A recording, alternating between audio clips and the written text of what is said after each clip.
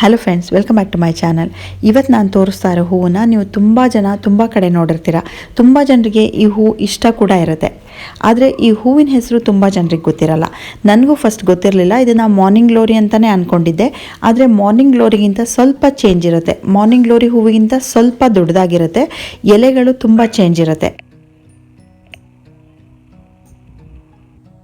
ಈ ಹೂವಿನ ಹೆಸರು ನ್ಯಾಸ್ಟರ್ಷಿಯಂ ಅಂತ. ಇದು ಸೀಡ್ಸ್ ಇಂದ ಬೆಳೆಯುವಂಥದ್ದು. ಈ ಸೀಡ್ಸ್ನ ನೀವು ಒಂದ್ಸಲ ತಗೊಂಡು ನೆಟ್ರೆ ಸಾಕು. ಆಮೇಲೆ ನೀವು ಸೀಡ್ಸ್ ತಗೊಳ್ಳೋದು ಇರಲ್ಲ, ಗಿಡ ನೆಡೋದು ಇರಲ್ಲ. ಅದು ಹೇಗೆ ಅನ್ನೋದನ್ನ ನಾನು ಈ ವಿಡಿಯೋದಲ್ಲಿ ಹೋಗ್ತಾ ಹೇಳ್ತೀನಿ.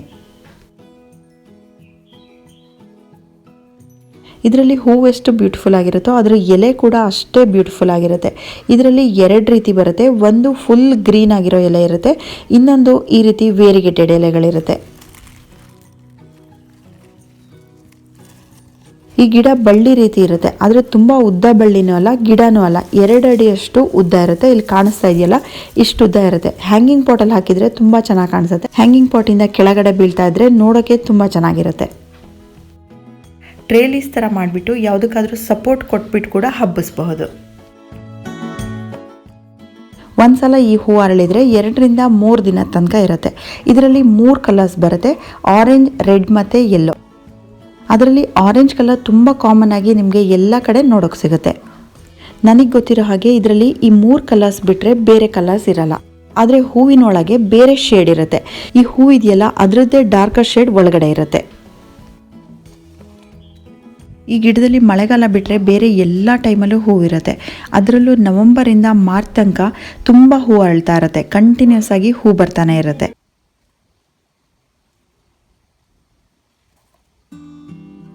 ಸೀಡ್ಸ್ ಆಗೋದು ಬೇಡ ಅಂದರೆ ಈ ಹೂವನ್ನ ಕಟ್ ಮಾಡಿಬಿಟ್ಟು ತೆಗಿಬೋದು. ಈ ಹೂವನ್ನ ಹಾಗೆ ಬಿಟ್ಟರೆ ಇದರಲ್ಲೇ ಸೀಡ್ಸ್ ಆಗುತ್ತೆ. ಇಲ್ಲಿ ಗ್ರೀನ್ ಕಲರ್ ಕಾಣಿಸ್ತಾ ಇದೆಯಲ್ಲ, ಫಸ್ಟು ಈ ರೀತಿ ಗ್ರೀನ್ ಕಲರ್ ಬಟಾಣಿ ಥರ ಇರುತ್ತೆ. ಆಮೇಲೆ ಇದೇ ಸೀಡ್ಸು ಯೆಲ್ಲೋ ಕಲರ್ ಆಗುತ್ತೆ. ಲಾಸ್ಟಲ್ಲಿ ಪೂರ್ತಿ ಒಣಗಿದ ಮೇಲೆ ಬ್ರೌನ್ ಕಲರ್ ಆಗುತ್ತೆ. ಇದ್ರ ಸೀಡ್ಸ್ ಗಟ್ಟಿಯಾಗಿ ಬಟಾಣಿ ಥರ ಇರುತ್ತೆ. ಹಾಗಾಗಿ ಇದು ಗಾಳಿಯಲ್ಲಿ ಹಾರೋಗಲ್ಲ. ಎಲ್ಲಿ ಗಿಡ ಇರುತ್ತೆ ಅದ್ರ ಕೆಳಗೇನೆ ಮಣ್ಣಲ್ಲಿ ಬಿದ್ದಿರುತ್ತೆ. ಗಿಡದಲ್ಲಿ ಬಿಟ್ಟಿರೋ ಸೀಡ್ಸ್ನ ಕುಯ್ಯೋದಕ್ಕಿಂತ ಪಾಟಲ್ಲಿ ಅಥವಾ ಮಣ್ಣಿನ ಮೇಲೆ ಬಿದ್ದಿರುತ್ತಲ್ಲ, ಈ ಸೀಡ್ಸ್ನ ಕಲೆಕ್ಟ್ ಮಾಡಿ ಇಟ್ಕೊಂಡ್ರೆ ಇದರಲ್ಲಿ ಜರ್ಮಿನೇಷನ್ ರೇಟ್ ಜಾಸ್ತಿ ಇರುತ್ತೆ. ಇದು ತುಂಬ ಚೆನ್ನಾಗಿ ಒಣಗಿರುತ್ತೆ. ಮಣ್ಣಲ್ಲಿ ಬಿದ್ದಿದ್ರೂ ಕೂಡ ಅದು ಹಾಳಾಗಿರಲ್ಲ. ನಾನು ಮೊದಲೇ ಹೇಳಿದಾಗೆ ಈ ಸೀಡ್ಸ್ ತುಂಬ ಗಟ್ಟಿ ಇರೋದ್ರಿಂದ ಇದನ್ನು ಕಲೆಕ್ಟ್ ಮಾಡಿ ಇಟ್ಕೋಬಹುದು. ನಾನು ಇದುವರೆಗೆ ಇದ್ರ ಸೀಡ್ಸ್ನ ಕಲೆಕ್ಟ್ ಮಾಡಿ ಇಟ್ಕೊಂಡಿಲ್ಲ. ಎಲ್ಲಿ ಇದ್ರ ಸೀಡ್ಸ್ ಬಿದ್ದಿರುತ್ತೆ ಅಲ್ಲೇ ಹೊಸ ಗಿಡ ಹುಟ್ಕೊಳ್ಳುತ್ತೆ. ನಾವು ಯಾವುದೇ ಕೇರ್ ತೊಗೊಳ್ದೆ ಹೋದರೂ ಅದರಷ್ಟಕ್ಕದು ಗಿಡಗಳು ಬೆಳೆಯುತ್ತೆ. ನಾನು ಇಲ್ಲಿ ತೋರಿಸ್ತಾ ಇದ್ದೀನಲ್ಲ, ಇದಿಷ್ಟು ಮಳೆಗಾಲದಲ್ಲಿ ಯಾವ ಗಿಡನೂ ಇರಲ್ಲ. ಇದರಲ್ಲಿ ಪೂರ್ತಿ ಹಾಳಾಗಿರುತ್ತೆ. ಆದರೆ ಸೆಪ್ಟೆಂಬರಿಂದ ಅದರಷ್ಟಕ್ಕದು ಗಿಡಗಳು ಹುಟ್ಕೊಳ್ಳುತ್ತೆ.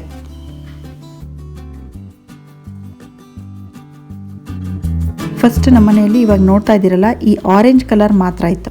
ಆಮೇಲೆ ನಾನು ರೆಡ್ ಕಲರ್ ಮತ್ತು ಯೆಲ್ಲೋ ಕಲರ್ನ ಆನ್ಲೈನಲ್ಲಿ ತರಿಸಿದೆ.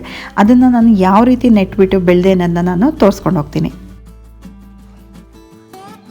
ಸೀಡ್ಸಿಂದ ತುಂಬ ಈಸಿಯಾಗಿ ಬೆಳೆಯುವಂಥ ಗಿಡ ಇದು. 4 ರಿಂದ 5 ದಿನ ಅಥವಾ 1 ವಾರದೊಳಗೆ ಜರ್ಮಿನೇಟ್ ಆಗುತ್ತೆ. ಸೀಡ್ಸ್ನ ಹಾಕಿದಾಗ ನಾವು ಪಾಟ್ಗಳನ್ನ ನೆರಳಲ್ಲಿ ಇಡಬೇಕು. ಆದರೆ ತುಂಬ ಬ್ರೈಟ್ ಲೈಟ್ ಬೀಳ್ತಾ ಇರಬೇಕು. 2 ಅಥವಾ 3 ಇಂಚಷ್ಟು ಉದ್ದ ಬಂದಾಗ ಸ್ವಲ್ಪ ಬಿಸಿಲು ಬೀಳುವಂಥ ಜಾಗಕ್ಕೆ ತೆಗೆದಿಡಬೇಕು. ಸೆಮಿ ಶೇಡಲ್ಲಿ ಇಡಬೇಕು. ಗಿಡ 5 ಇಂಚಷ್ಟು ಉದ್ದ ಬೆಳೆದಾಗ ನಾವು ಅದನ್ನು ಬೇರೆ ಪಾಟಿಗೆ ಟ್ರಾನ್ಸ್ಪ್ಲಾಂಟ್ ಮಾಡಬೇಕು. ಇದಕ್ಕೆ ಯಾವ ರೀತಿ ಪಾಟ್ ತಗೋಬೇಕು ಅಂದರೆ 8 ಅಥವಾ 10 ಇಂಚ್ ಇರೋ ಪಾಟ್ ತಗೋಬಾರ್ದು. ಅಗಲ ಜಾಸ್ತಿ ಇರಬೇಕು, ಉದ್ದ ಕಡಿಮೆ ಇರಬೇಕು. 5 ಇಂಚ್ ಅಥವಾ 6 ಇಂಚಷ್ಟು ಉದ್ದ ಇರೋ ಪಾಟ್ ತಗೊಂಡ್ರೆ ಸಾಕಾಗುತ್ತೆ.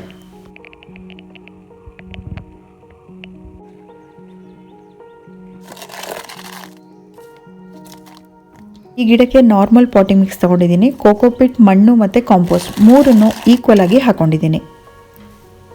ಸೀಡ್ಸ್ನ ನಾನು ಬರೀ ಕೋಕೋಪಿಟಲ್ಲಿ ಹಾಕಿದ್ದೆ. ಒಂದು ಸೀಡ್ ವೇಸ್ಟ್ ಆಗದೆ ಇರೋ ಥರ ಎಷ್ಟು ಚೆನ್ನಾಗಿ ಬಂದಿದೆ ನೋಡಿ. ಪಾಟಿನ ತಳಕ್ಕೆ ತೆಂಗಿನ ನಾರನ್ನು ಹಾಕಿದ್ದೆ. ಬೇರುಗಳು ಅದಕ್ಕೂ ಅಂಟ್ಕೊಂಡು ಗಟ್ಟಿಯಾಗಿ ಹಿಡ್ಕೊಂಡು ಬೆಳೆದಿದೆ.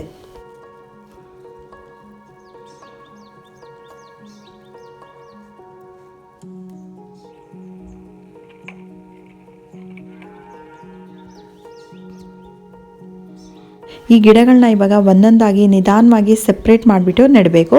ಒಂದೊಂದು ಗಿಡನ ಒಂದೊಂದೇ ಪಾಟಲ್ಲಿ ಕೂಡ ಹಾಕೋಬಹುದು. ಆದರೆ ನಾನು ಒಂದೇ ಪಾಟಲ್ಲಿ ತುಂಬ ಗಿಡಗಳನ್ನ ನೆಡ್ತೀನಿ. ಈ ಗಿಡ ಬೆಳೆದ ಮೇಲೆ ಹೂ ಬಿಟ್ಟಾಗ ಬುಷಿಯಾಗಿ ತುಂಬ ಚೆನ್ನಾಗಿ ಕಾಣಿಸುತ್ತೆ.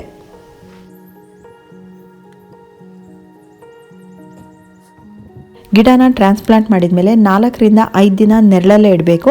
ಆಮೇಲೆ ಇದನ್ನು ಫುಲ್ ಸನ್ಲೈಟ್ಗೆ ತೆಗೆದಿಡಬೇಕು.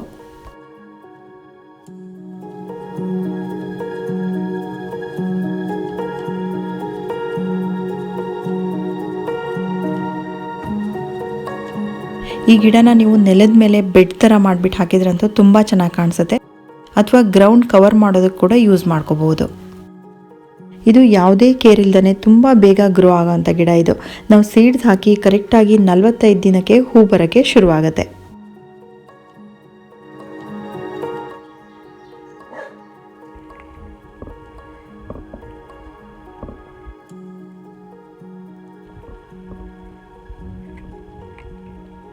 ಗಿಡ ಇಷ್ಟು ದೊಡ್ಡದಾದ್ಮೇಲೆ ಹೂ ಬೇಗ ಬಿಡೋಕ್ಕೆ ಫುಲ್ ಸನ್ಲೈಟಲ್ಲಿ ಇಡಬೇಕು.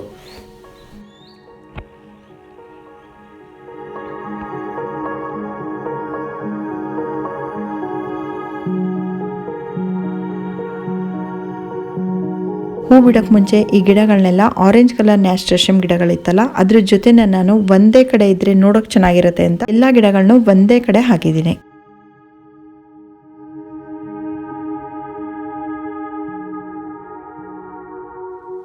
ಸ್ಟಾರ್ಟಿಂಗಲ್ಲಿ ಒಂದೊಂದೇ ಹೂ ಬರುತ್ತೆ. ಆಮೇಲೆ ಹೋಗ್ತಾ ಹೋಗ್ತಾ ತುಂಬ ಹೂ ಬಿಡೋಕ್ಕೆ ಶುರುವಾಗುತ್ತೆ.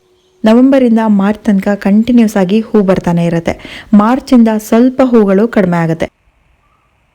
ಸಮ್ಮರಲ್ಲಿ ಹೂವಿರಲ್ಲ ಅಂತಲ್ಲ, ಆದರೆ ತುಂಬ ಕಡಿಮೆ ಇರುತ್ತೆ. ಒಂದೊಂದು ಹೂ ಮಾತ್ರ ಇರುತ್ತೆ.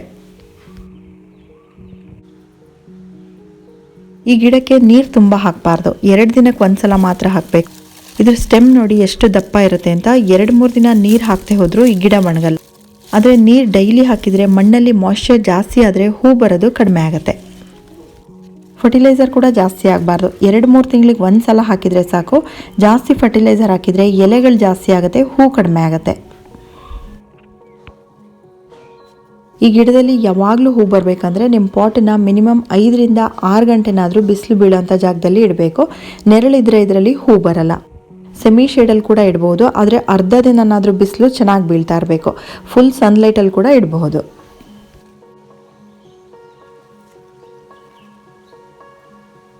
ಮನೆಯಲ್ಲಿ ಚಿಕ್ಕ ಮಕ್ಕಳಿದ್ರೂ ಕೂಡ ಈ ಗಿಡನ ಬೆಳಿಬೋದು. ಯಾಕಂದರೆ ಈ ಗಿಡದ ಪ್ರತಿಯೊಂದು ಪಾರ್ಟು ಎಡಿಬಲ್ ಆಗಿದೆಯಂತೆ. ಕೆಲವು ಪ್ಲೇಸ್ಗಳಲ್ಲಿ ಇದರ ಎಲೆಯಿಂದ ಮತ್ತು ಹೂವಿಂದ ಸಲಾಡ್ಗಳನ್ನ ಮಾಡಿ ತಿಂತಾರಂತೆ.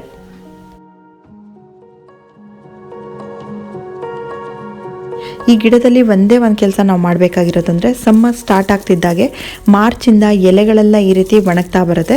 ಆ ಒಣಗಿರೋ ಎಲೆಗಳನ್ನೆಲ್ಲ ತೆಗೆದು ಕ್ಲೀನ್ ಮಾಡ್ತಾ ಇರಬೇಕು. ಎಲೆಗಳು ಹಳೇದಾದ್ಮೇಲೆ ಈ ರೀತಿ ಯೆಲ್ಲೋ ಕಲರ್ ಆಗ್ತಾ ಇರುತ್ತೆ. ಆ ಯೆಲ್ಲೋ ಆಗಿರೋ ಎಲೆಗಳನ್ನ ಕಟ್ ಮಾಡಿಬಿಟ್ಟು ತೆಗಿತಾ ಇರಬೇಕು. ಬರೀ ಹಸಿರಾಗಿರೋ ಎಲೆಗಳನ್ನ ಮಾತ್ರ ಇಟ್ಕೋಬೇಕು. ಹೂ ತುಂಬ ಕಡಿಮೆ ಇದ್ದರೂ ಈ ಎಲೆಗಳೇ ನೋಡೋಕೆ ತುಂಬ ಚೆನ್ನಾಗಿರೋದ್ರಿಂದ ಬರೀ ಎಲೆಗಳು ನೋಡೋಕ್ಕೂ ತುಂಬ ಚೆನ್ನಾಗಿರುತ್ತೆ. ನನ್ನ ಚಾನಲ್ನಲ್ಲಿ ಯಾವುದೇ ಸೀಡ್ಸ್ ಅಥವಾ ಗಿಡನ ತೋರಿಸಿದ್ರೆ ಅದ್ರದ್ದು ಲಿಂಕ್ ಕೊಡಿ ಅಂತ ಕೇಳ್ತೀರಾ. ಆದರೆ ಆನ್ಲೈನಲ್ಲಿ ಸಿಗೋವಂಥ ಸೀಡ್ಸ್ ಕೆಲವು ಜರ್ಮಿನೇಟ್ ಆಗುತ್ತೆ, ಕೆಲವು ಆಗಲ್ಲ. ಹಾಗಾಗಿ ನಾನು ಯಾವುದ್ರದ್ದು ಲಿಂಕ್ ಹಾಕೋಕ್ಕೆ ಹೋಗಲ್ಲ. ಆದರೆ ಈ ನ್ಯಾಸ್ಟರ್ಷಿಯಂ ಗಿಡ ಸಾಮಾನ್ಯವಾಗಿ ಫೇಲ್ಯೂರ್ ಆಗಲ್ಲ.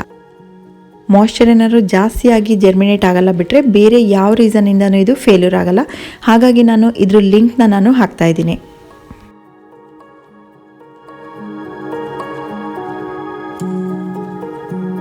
ಹಾಗೆ ಆನ್ಲೈನಲ್ಲಿ ತರಿಸಿದ್ರೆ ಇನ್ನೂ ಒಂದು ಪ್ರಾಬ್ಲಮ್, ಪ್ಯಾಕೆಟ್ ಮೇಲೆ ಬೇರೆ ಕಲರ್ ಹೂ ಇರುತ್ತೆ, ನಾವಿಲ್ಲಿ ತಂದು ಬೆಳೆದ ಮೇಲೆ ಬೇರೆ ಕಲರ್ ಹೂ ಬರುತ್ತೆ. ಇದು ಒಂದು ಪ್ರಾಬ್ಲಮ್ ಆಗುತ್ತೆ. ಹಾಗಾಗಿ ನಾನು ತಗೊಳ್ಳಿ ಅಂತ ಹೇಳ್ತಾ ಇಲ್ಲ, ನಿಮ್ಮ ರಿಸ್ಕ್ ಮೇಲೆ ನೀವು ತರಿಸ್ಕೋಬೋದು. ಸೊ ಫ್ರೆಂಡ್ಸ್, ಈ ವಿಡಿಯೋ ನಿಮ್ಗೆ ಇಷ್ಟ ಆಗಿದ್ರೆ ಪ್ಲೀಸ್ ನನ್ನ ಚಾನಲ್ನ ಸಬ್ಸ್ಕ್ರೈಬ್ ಮಾಡ್ಕೊಳ್ಳಿ, ಹಾಗೆ ಶೇರ್ ಮಾಡಿ ಅಂತ ಹೇಳ್ತಾ ಈ ವಿಡಿಯೋ ಎಂಡ್ ಮಾಡ್ತಾ ಇದ್ದೀನಿ. Thank you for watching.